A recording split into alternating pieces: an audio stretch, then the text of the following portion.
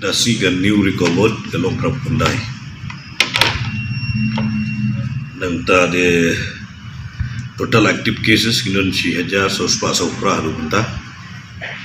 6,000 sospa saupra. Ki active cases ke bahado mendasi aku pratering. Kini Indrupau ke nagi district Rupau kan.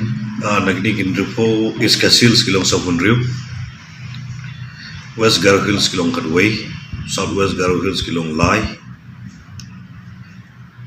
Kita diki Indrupau Iskasil Sabunriu, West Garo Hills Kadway, but Southwest Garo Hills kilong Lai. Kita tang na kiri pagba na ki armed forces so. Kini armed forces kidon tang na po Southwest Garo Hills kidon Ngut.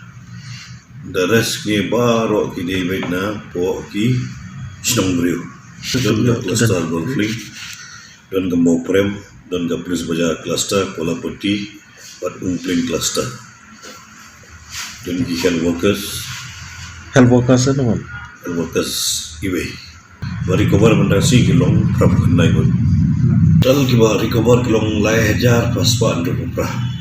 Ika SOP ko umum ni. Hadin supposui kemudian hapok di Government Institute Corona Center. Hadin supposui la bantha berjiyek dan tes. Tang bah haga juga por pada, ka ong pada hiru ka SOP, bahaya kitua kemudian hapok yeng, dan lakut kemudian period ru hap tes. Kemut.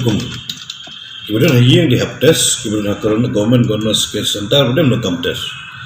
Hang tu hi tengi ong baik ni ba mengahi nak yang jui ba yang usiam berdukti sel ni ya ban hi bangimde ban pelat ya menta siko ka bangim patruyo ya kadang ke balong clear picture daga benda ban haban test bed ban pasien kamar bangi ni tekang dekat buat ka COVID management committee di kisnong ru kenumsya di marba kita diberi pada kibakwa ru dalade bendai.